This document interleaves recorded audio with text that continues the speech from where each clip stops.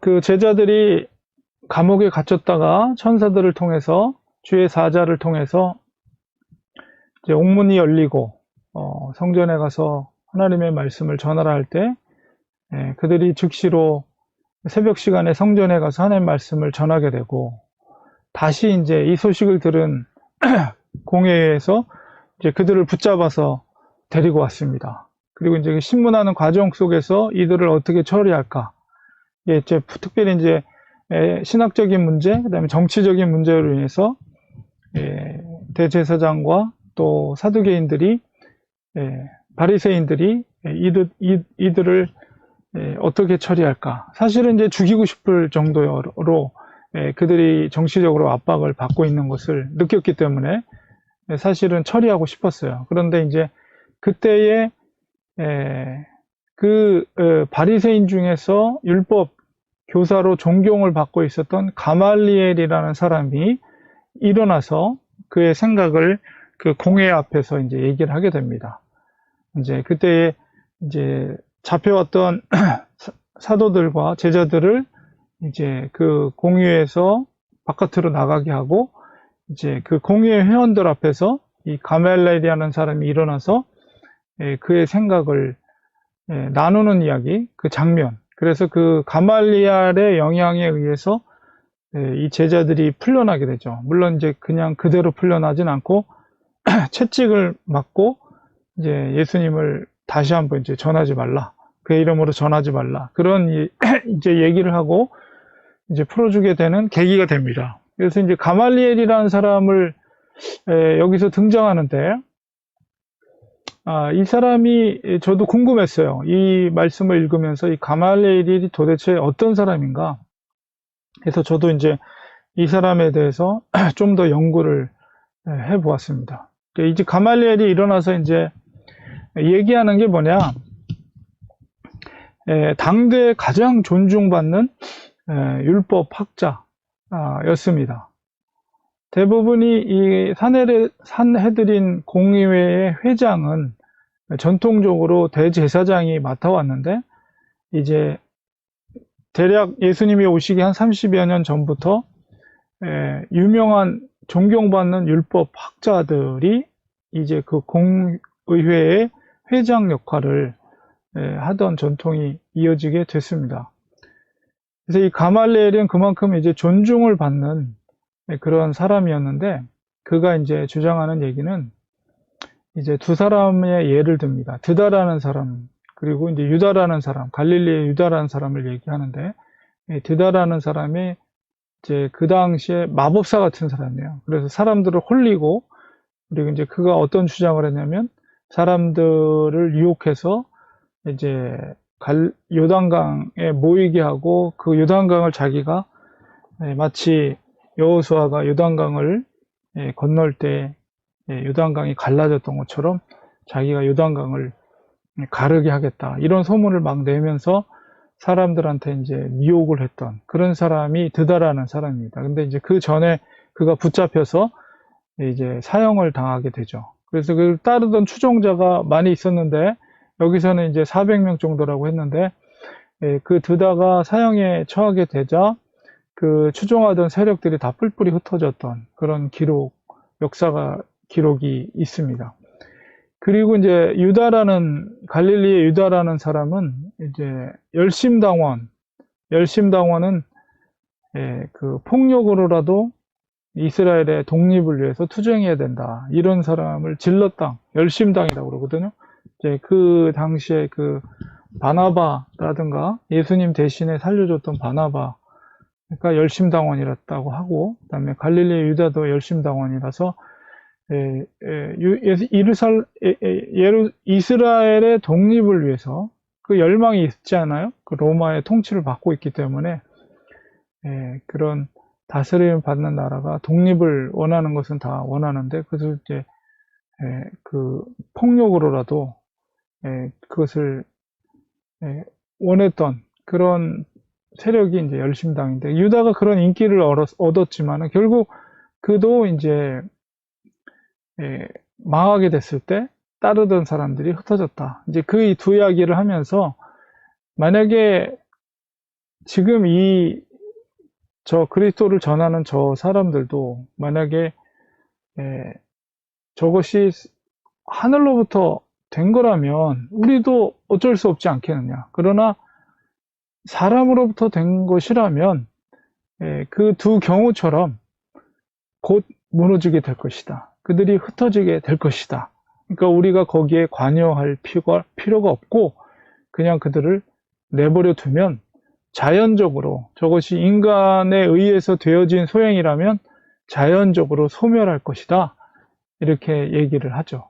그 이야기를 공유해서 듣고, 물론 이제 불만을 갖고 있는 사람들도 있었겠지만, 그 가말리알이 그 당대 최고의 학자였고, 존중을 받는, 모든 백성들로부터 존중을 받는 사람이기 때문에, 그의 말을 그냥 쉽게, 그냥 무시할 수 있는 그런 말이 아니었기 때문에, 이제 그 공유의 사람들이 그의 말을 존중해줘서 사도들을 이제 채찍질하고 이제 다시 한번 으름장을 놓쳐 예수의 이름으로 전하지 말라. 이제 그런 이야기를 하고 풀어주는 그런 결과를 초래하게 됩니다. 그래서 이제 가말리알이 누군가를 이렇게 저도 찾아보니까 그 당시에 이제 바리새파 중에 가장 큰 분파가 두 가지 분파가 있었는데 바로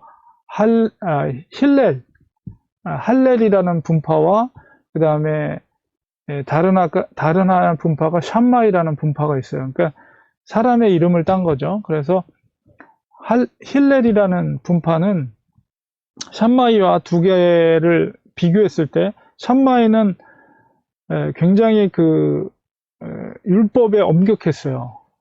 율법을 문자적으로 지키려고 했고 그 다음에 엘리트 의식이 있어요. 그래서 그러니까 종교 지도자들 혹은 율법에 능한 사람들에 대한 엘리트 의식 이런 것들이 강한 반면에 할렐 학파는 굉장히 개방적이면서 샴마이 학파에 비해서는 진취적이고 대중적인 그런 학파였습니다.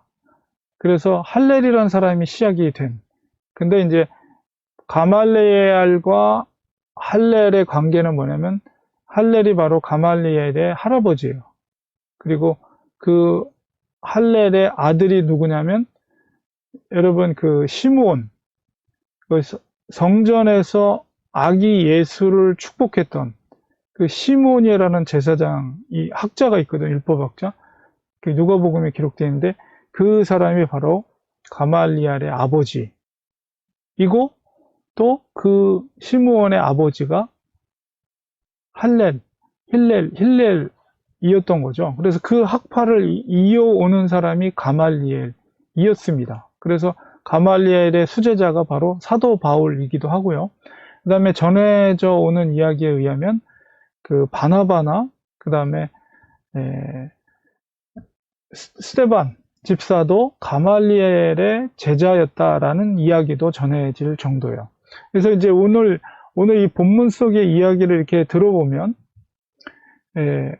사실은 이 가말리엘이 이 제자들에 대해서 예수님을 따르는 이 사도와 제자들에 대해서 사실은 긍정적으로 그들을 풀어주려는 의도가 담겨져 있는 그의 주장을 펼치고 있는 것을 우리가 느낄 수가 있죠. 그래서 우리가 그 다른 전해지는 책들이나 이야기를 통해 들어보면 이 가말리엘도 숨겨져 있지만은 예수님을 따르는 제자였다라는 이야기도 전해집니다. 드러내서 이야기는 하지 않지만은 바로 왜 이 가말리엘이 지금 예루살렘에 지금 일고 있는 이 복음의 운동에 대해서 모르고 있었겠어요. 모르는 것처럼 얘기하잖아요. 그러나 이미 그 영향력을 알고 있었고 그 다음에 예수가 누군지 그리고 예수를 따르는 제자들이 얼마나 너무나도 똑같이 예수와 같이 행동하고 있다는 것들 그리고 그것이 끼치는 예루살렘의 영향들 이런 것들을 사실은 가말리엘이 모를 리가 없었을 거예요. 그래서 그런 모습들을 통해서 그가 드러내놓고 공의 앞에서 이야기는 하지 않고 있지만 이것이 하늘로부터 온 것이다 라는 것에 대한 어느 정도의 수용을 하고 있었던 것을 우리가 짐작을 할 수가 있습니다. 그래서 하나님께서는 이 예수님의 제자들은 비록 직업이 이렇게 귀족 출신이나 이런 사람이 아무도 없죠.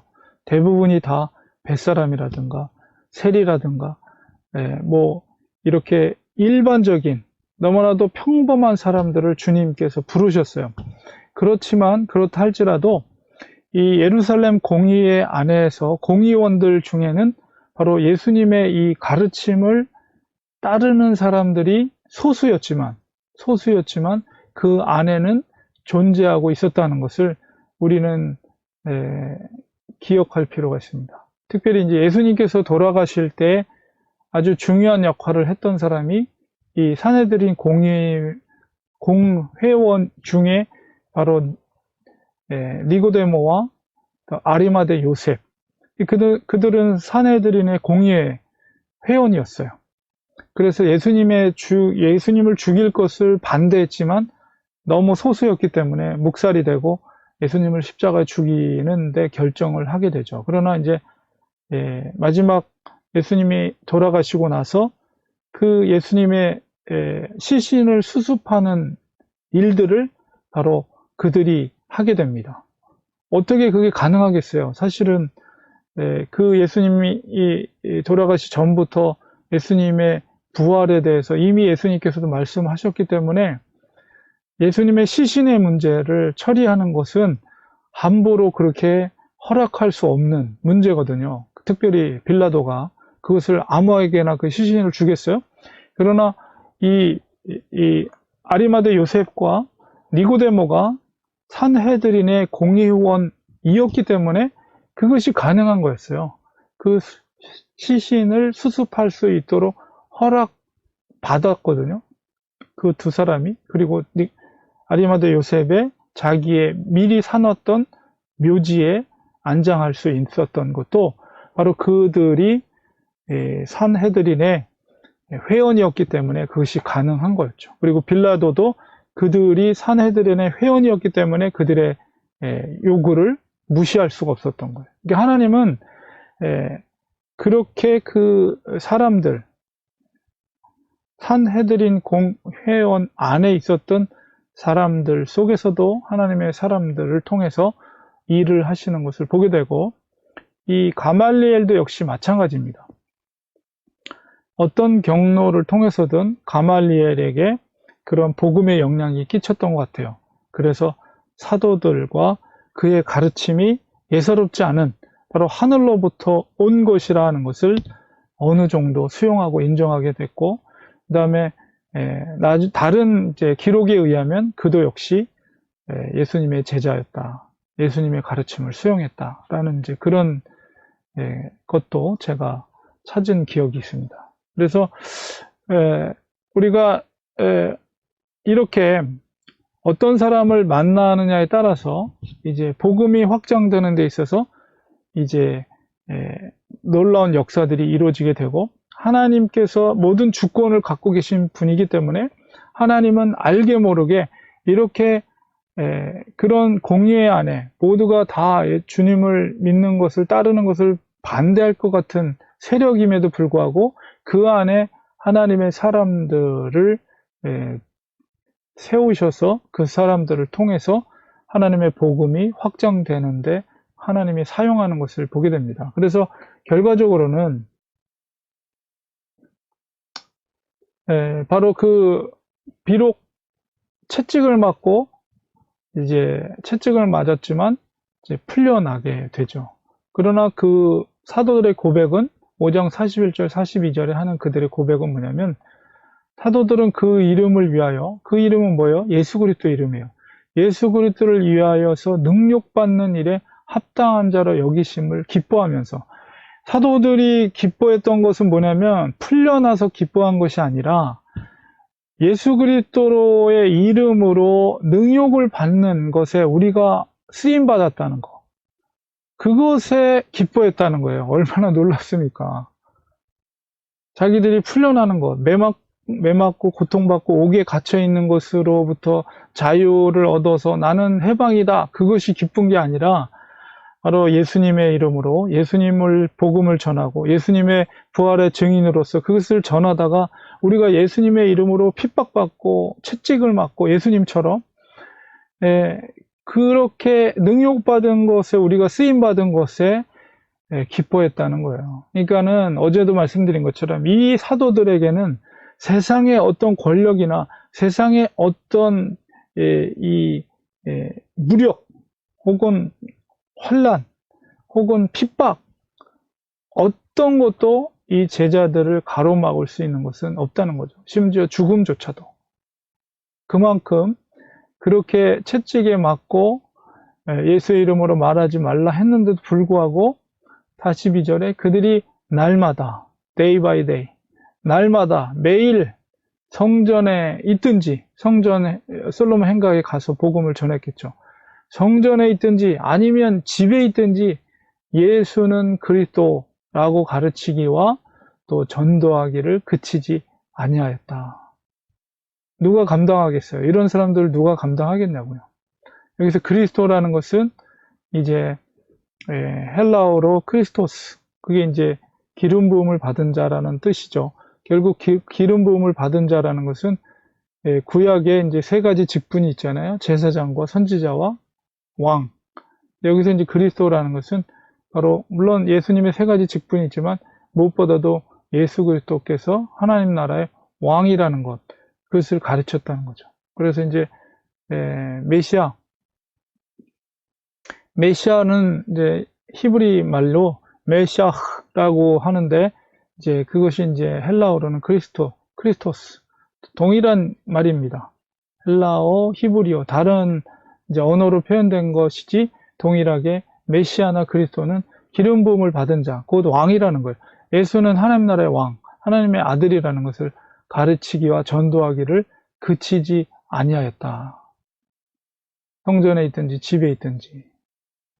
바로 하나님의 사람들, 이런 사람들을 통해서 하나님의 복음이 확장돼 나가는 것이죠. 그리고 교회가 더욱더 흥왕하고. 그래서 놀라운 예루살렘 안에서의 복음의 확장의 기록이 이렇게 기록되어 있는 것을 보게 됩니다. 그리고 보이지 않지만 바로 하나님의 일하심 속에는 바로 여러 사람들을 통해서 하나님이 일하시는 걸 보게 되고 그 가말레알이라는 대학자를 통해서 물론 성경에 기록되어 있지 않지만 바나바라든가 순교당한 스데반 집사님이라든가 그다음에 가장 큰 영향력을 받았던 그의 수제자였던 사도 바울 바로 그런 영향력을 그런 사람들을 통해서 알게 모르게 받게 한 것이죠. 그의 아버지가 가말레알의 아버지가 시므온, 예수님을 축복했던, 예수님을 찬미했던 그 성전에서 시므온이 그의 아버지였고 그의 아버지가 바로 할렐이라는 사람이 어떤 이야기를 했냐면 황금률, 예수님의 황금률, 너가 대접받고자 하면 남들에게 대접하라는 황금률을 이 할렐이라는 사람이 먼저 그런 비슷한 이야기를 했어요. 그래서 할렐이 했던 그런 지혜로운 이야기들이 탈무드에도 들어가 있고 그다음에 예수님의 어떤 사상이나 예수님의 어떤 가르침 속에서도 이 할렐이 했던 말들 이런 것들이 동일하게 이렇게 전해져 오는 이야기들을 우리가 들을 수가 있거든요. 그래서 그런 영향들이 알게 모르게 그런 바리새인들에게도 영향을 끼쳤던 것을 보게 됩니다. 결과적으로는 70년도에 예루살렘이 완전히 멸망하면서 이 할렐 학파와 샴마이 학파 중에 샴마이 학파는 완전히 없어져 버려요. 그러니까 이들은 이제 열심당과 결탁돼서 로마 정부를 무력으로 정복하려는. 그래서 결국 유대 전쟁, 예루살렘이 멸망되게 된 것이 66년 중에 그 유대 전쟁이 벌어지는 계기가 이제 로마인들이 그 유대인들의 금한 음식을 성전에다 갖다 놓고 그걸 먹고 뭐 이런 일들이 일어나서 결국 그것이 도화선이 돼서 유대 전쟁이 벌어지게 되고 결국 이제 로마에서 군대를 보내서 예루살렘을 멸망시키는, 그 당시에 황제의 아들이었던 디도 장군을 파송해서 예루살렘을 완전히 멸망시키고, 그런 뒤에서 모든 것을 조종했던 그 바리새 학파 중에 샴마이 학파, 그들을 다 몰살시켜 버립니다. 그래서 이제 샴마이 학파가 없어지고 결국 할렐 학파가 이제 계승하면서 더 이상 뭐 바리새인이나 혹은 서기관이라는 이름이 없어지고 그냥 랍비라는 이름으로 통일이 돼서 오늘날 지금까지 랍비라는 이름으로 이어지게 되는 것이죠. 결국은 이제 그런 영향들이 기독교에도 영향을 미쳤다라고 이렇게 볼 수가 있습니다. 그래서 오늘은 하나님의 모든 역사 속에는 어떤 사람을 만나느냐에 따라서 복음이 얼마나 확정되는가, 이런 것을 알 수가 있게 되는데요. 이 제자들, 그 속에서 세상의 어떤 권력 앞에서도 굴하지 않고 복음을 전했던 예수님의 제자들의 모습, 바로 이것은 다 하나님께서 성령을 통해서 그들 가운데 역사하시고 이 계심을 보게 됩니다. 하나님 앞에 죽으면 죽으리라의 믿음을 가지고 자기의 모든 것을 내려놓은 하나님의 사람들 속에는 어떤 갈림막도 없는 거예요. 옥의 그 옥문도 가로막을 수도 없고요. 그 당시에 모든 최고의 권력을 갖고 있었던 사람들도 가로막을 수가 없습니다. 하나님의 그 복음을 전하는 일, 그 대사명 가운데, 물론 사탄은 그것을 방해하지만 어떤 사탄의 세력도 하나님의 일을 가로막을 수 없다는 것을 보게 됩니다. 오늘날 이 시대도 마찬가지예요. 어떤 방법을 통해서 사탄이 그 복음이 전파되는 것을 가로막고 구속의 역사를 가로막으려고 하지만은 하나님의 그 계획과 하나님의 일하심을 가로막을 수 없다. 그리고 그것에 전적으로 헌신된 하나님의 사람들을 통해서 그것을 믿고 행할 때 하나님의 복음은 세상 땅끝까지 계속 확장될 것이고, 하나님의 구속의 역사 가운데 마지막 돌아야 될 한 영혼을 향해 복음이 전파됐을 때 이 구속의 역사는 완성이 되고 예수님은 재림하실 것입니다. 구름을 타고 재림을 하실 것입니다. 그때까지 우리는 이 복음의 확장의 사역 가운데, 이 제자들의 사역 가운데 교회가, 온 지구촌에 있는 교회와 하나님의 사람들은 이 사역 가운데 동참되어야 합니다. 그래서 하나님은 반드시 그런 사람들 통해서 일하고 계시며, 어떤 핍박과 환난이 닥쳐온다 할지라도 그것을 뚫을 수 있는 능력을 성령님을 통해서 그 믿음의 사람들에게 공급해 주신다는 사실을 우리가 믿어야 돼요. 우리가 그것을 믿고 이 시대 가운데서도 여전히 사도행전의 역사는 계속되어지고 있다는 사실을, 하나님은 그리고 교회를 통해 하나님의 사람들 통해서 여전히 그 일들을 이루고 있다는 사실을, 이 사도들을 통해서 일하고 계시는 그 동일한 일들이 지금 이 시대에도 되어지고 있다는 사실을 우리는 명심하고, 우리가 이 땅에 살면서 어디에다가 우리의 삶의 목적을 둬야 되는가, 어디에다가 우리의 삶의 무게중심을 둬야 될 것인가 라고 했을 때 하나님의 그 뜻을 이루어가는 일에 우리는 전적으로 동참해야 합니다. 사도 베드로 그리고 많은 사도들과 예수님의 제자들이 행했던 그 일들에 우리는 전적으로 거기에 동의하고 거기에 사역에 동참되어질 수 있도록 우리의 마음과 뜻을 쏟아 부어야 됩니다. 하나님은 반드시 그런 사람들 통해서 하나님의 뜻을 이루어 가실 것입니다. 우리도 그런 것에 쓰임받을 수 있도록 사모하는 마음을 가지시고 더 하나님 앞에 뜨겁게 기도하시고, 사도들이 가졌던 이 마음, 우리가 능력받는 것으로, 우리가 자유하고 우리가 뭐 편안하게 사는 것으로 기뻐하는 것이 아니라 정말 능력받는 것으로, 예수의 이름으로 능력받는 것으로 기뻐할 수 있는 정도의 그런 신실한 믿음을 가진 하나님의 제자들 되시기를 주님의 이름으로 간절히 축원드립니다. 네, 기도하겠습니다. 하나님 아버지, 이 시간 또 귀한 말씀 우리가 깨닫게 됩니다. 제자들이 정말 기뻐했던 것은 그들의 스승님이셨던 예수님께서 핍박받고 채찍에 맞고 십자가에 피 흘려 돌아가신 그 순교의 길을 자기들도 조금이나마 예수님을 닮아가는 그들의 모습을 보면서 기뻐했던 제자들의 모습을 보게 됩니다. 하나님, 저희들에게도 그런 신실한 믿음이 있기 원합니다.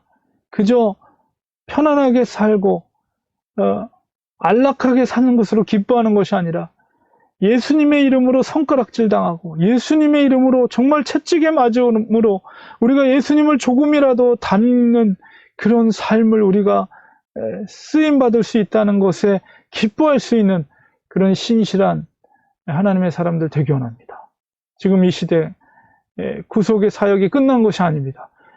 사도행전에 이 계속되어지는 복음의 확장의 사역이 끝난 것이 아니라 여전히 계속되어지고 있습니다. 하나님의 사람들 전적으로 하나님 앞에 죽으면 죽으리라 자기 모든 것을 헌신하며 하나님을 위해 쓰임받고자 사모하는 하나님의 사람들을 통해서 하나님의 복음은 땅끝까지 계속 확장되고 있는 것을 우리가 보게 됩니다. 하나님, 우리도 그렇게 쓰임받기 원합니다. 사모하는 마음을 갖게 하여 주. 하나님의 구속의 사역 가운데 아버지 기쁨으로 동참하는 그런 신실한 마음을 우리에게 갖게 하여 주셔서 이 마지막 때 주님의 재림의 때가 가까울 이때에 우리가 영적으로 깨어서 주님의 그 사역 가운데 동참되어 줄 수 있도록 추수의 때가 가까웠는데 일꾼을 부르시는 그 주님의 부르심에 우리가 대답하며 제가 여기 있습니다.